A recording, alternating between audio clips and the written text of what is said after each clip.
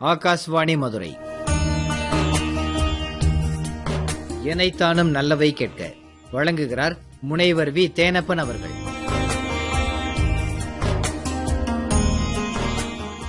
மண்ணின் மைந்தர் கண்ணப்பையா அவர்களே வருக வருக என்ற வரவேற்பு தோரணம் வரவேற்றது.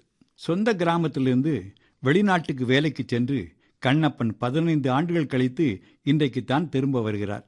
அதனால் ஊரில் உள்ளவர்களெல்லாம் அவரிடம் பெரும் உதவிகளை எதிர்பார்த்து இந்த வரவேற்பு விழாவுக்கு ஏற்பாடு செய்திருந்தார்கள்.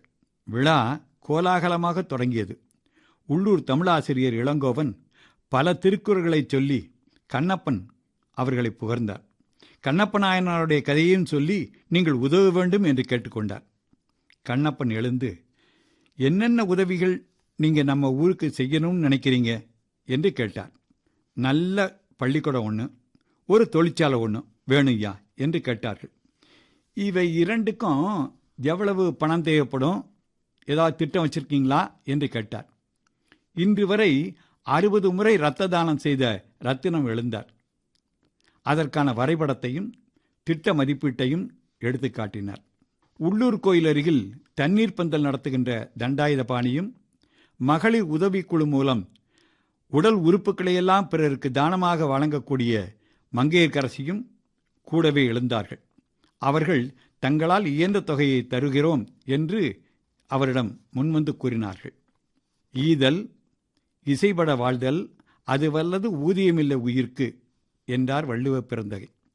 அதனால எவ்வளவு நன்கொடை வேணும்னாலும் நான் தர தயார். ஆனால் ஒரே ஒரு கட்டுப்பாடு மட்டும் நான் சொல்ல விரும்புகிறேன். நான் உங்களுக்காக எவ்வளவு பணம் தர வேண்டும் என்பதற்கு நீங்கள் என்ன செய்ய வேண்டும் என்றால், நீங்கள் இந்த கிராமத்து மக்களெல்லாம் இந்த கிராமம்தான் நம்முடைய உயிர், இதுதான் இந்த உலகம் என்று கருதுவதனால நீங்கள் எவ்வளவு தொகை எல்லோருமாக சேர்ந்து தருகிறீர்களோ அதுபோல 3 மடங்கு தருகிறேன் என்று அவர் உறுதி கூறினார். எல்லோருமாக சேர்ந்து பேசினார்கள். நாமெல்லாம் ஒன்று கூடி பேசி எவ்வளவு தொகை தர முடியும்? இவர் தர முடியாது என்பதை இப்படியா மறுபடியாக சொல்லுவார் என்று சொன்னார்கள். இல்லை இல்லை, அவர் நம்மையும் ஒரு பங்கு சேர்க்க வேண்டும் என்று விரும்புகிறார்.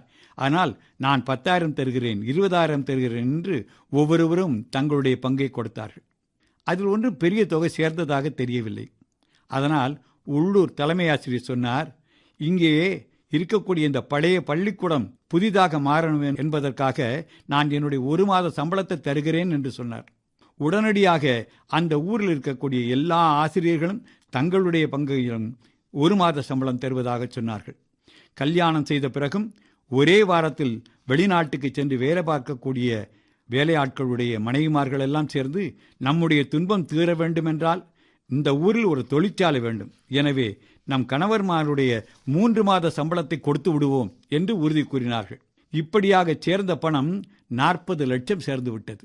நம்முடைய ஊர், நம்முடைய உயிர், இதுதான் நம்முடைய உலகம் என்று அவர்கள் கருதியதனாலே அந்த 40 லட்சத்தை வாங்கிய கண்ணப்பன் 1,20,00,000 லட்சத்தை வழங்கினார்.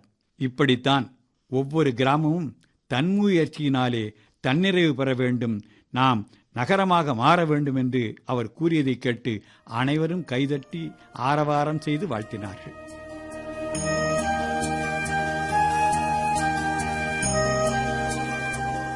எனைத்தானும் நல்லவை கேட்க வழங்கினார் முனைவர் வி தேனப்பன் அவர்கள்.